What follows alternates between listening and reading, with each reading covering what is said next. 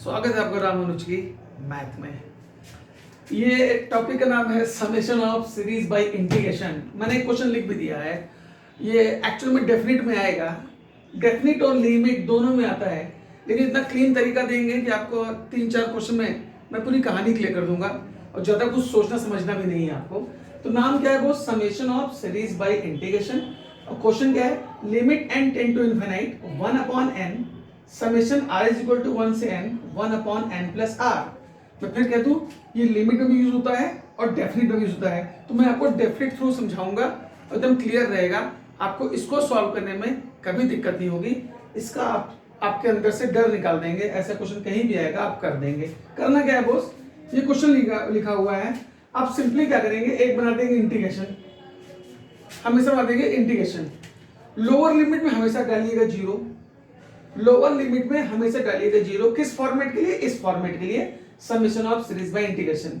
Lower limit हमेशा 0, upper limit देखिएगा, इस n को देखिए, इसका कोएफिशिएंट क्या है। जब कुछ नहीं लिखा है तो आप समझ गए यहाँ 1 होगा, अपर लिमिट में 1 डाल दीजिए, ये भी ठीक है भाई।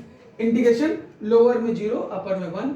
और पूरे इस प्रोसेस में n को हमेशा आप 1 रखिएगा और r को हमेशा आप x मानिएगा, कभी कहीं कोई दिक्कत नहीं आएगी।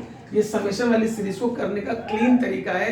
मैं बहुत बीच के स्टेप गायब कर रहा हूँ, सीधे दो स्टेप में आंसर आ जाएगा। Lower limit 0, upper limit n का कोएफिशिएंट डालेंगे, इंटीग्रेशन बना देंगे, n को 1 और r को x। अब इस पे आइए, आप 1 लिखिए अपॉन लिखिए। मैंने कहा था n को 1 तो 1 लिख दिया, मैंने कहा था r को x तो प्लस x लिख दिया, और जब इंटीग्रेशन लगाया है तो dx लगा, भूलिए मैंने dx लगा दिया। अब ये सीधे बन गया एक सिंपल सा इंटीग्रेशन। और आप एकदम जानते होंगे इसका इंटीग्रेशन 1/1 प्लस x होता है बोस, log 1 प्लस x। ठीक है, बना दीजिए ब्रैकेट, यहाँ लोअर लिमिट चल गई, यहाँ अपर लिमिट चल गई।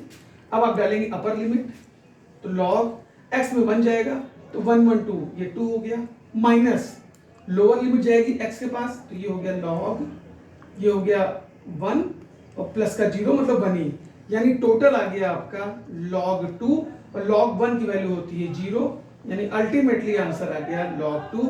किसी भी समेशन सीरीज का सॉल्व करने का डेफिनेट थ्रू मैंने आपको एक आसान तरीका बता दिया। तो मेरे ख्याल से पहले क्वेश्चन से आपको क्लियरली समझ में आ गया होगा कि हम इस तरह वाले टाइप को कैसे करेंगे। n को हमेशा 1 लेना है, r को x लेना है, लोअर लिमिट 0 रखनी है हमेशा, अपर लिमिट में जो n का कोएफिशिएंट होगा उसको आप रख देंगे। ये क्वेश्चन एक एक लाइन में सॉल्व हो जाएगा बिना प्रोसेस। तो इसका सॉल्यूशन देखेंगे तो आपको मालूम चलेगा ये ट्रिक कितनी कारगर है। 2-3 क्वेश्चन और करा के आपको हम बताएंगे कि आपको पूरी तरह से क्लियर हो जाए। ठीक है बॉस, चलिए मैंने दूसरा क्वेश्चन लिया, इसी limit n tend to infinite summation of i is equal to 1 से n 1/n a की पावर r बाय n। इसको भी डेफिनेट थ्रू एकदम उसी कांसेप्ट से कुछ नहीं करना है बॉस, एक बनाना है इंटीग्रेशन ऑफ, सीधा है। लोअर लिमिट सदैव 0 रहेगी, अपर लिमिट n का कोएफिशिएंट देखेंगे, यहाँ क्या है भाई, कुछ नहीं मतलब 1 होगा, 1 लिख देंगे। और मैंने फिर कहा n को 1 डालते हैं, r को हम लोग x डालते हैं। यहाँ n को 1 डालेंगे तो 1/1 ये खत्म, यानी ये बचा होगा e की पावर, r में x डाले होंगे, अपॉन में 1 किए होंगे, तो यानी टोटल x ही हुआ होगा। यानी देखिए एक लाइन में कितना अच्छा सा इंटीग्रेशन तैयार हो गया। अब ये आपको सिंपली पता है e की पावर x का इंटीग्रेशन e की पावर x ही होता है, e की पावर x लिख दिया, ब्रैकेट बंद कर दिया, 0 से 1, अपर लिमिट यानी x में 1 गया होगा, यानी e की पावर 1 हुआ होगा, माइनस लोअर लिमिट यानी e की पावर 0 हो गया होगा, यानी अल्टीमेटली आंसर आ गया होगा आपका e माइनस 1। ये इस समेशन सीरीज का आंसर आ गया। तो दूसरे क्वेश्चन से हमको लगता है हम लोग 60-70% तक पहुंच गए हैं। चलिए एक क्वेश्चन और लेते हैं हम लोग, उसी फॉर्मेट के क्वेश्चन और है। अब तो आपको 2 क्वेश्चन क्लियर हो गए, क्या करते हैं बार बार।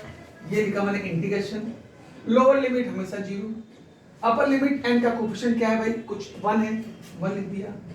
n को आप डालते थे 1 और r को डालते थे x, n को डाल दिया 1 अपॉन n को डाल दिया 1 प्लस r को डाल दिया x, यानी x² dx। एक लाइन में वो आने लगा।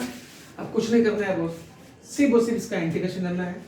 तो 1/1 प्लस x² का इंटीग्रेशन सब जानते हैं, tan इनवर्स x होता है, लोअर लिमिट 0, अपर लिमिट 1, ये 1 जाएगा पहले यहाँ पे, यानी ये हो गया tan inverse 1 minus tan inverse 0, tan inverse 1 होता है बोस पाई बाई 4 और माइनस tan इनवर्स 0 0 होता है, यानी इसका भी आंसर पाई बाई 4।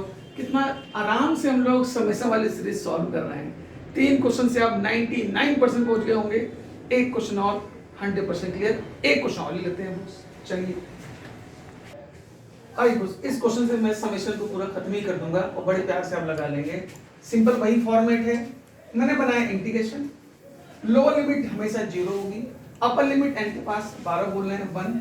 फिर हम लोग क्या करते थे, n को 1 r को x लेते थे, तो ये 1 हो गया, खत्म ही हो गया। r को x n को 1, यानी अल्टीमेटली यहाँ पूरा x बचा होगा, यानी x की पावर p dx। कितना आराम से एक ही लाइन में आंसर आ रहा है।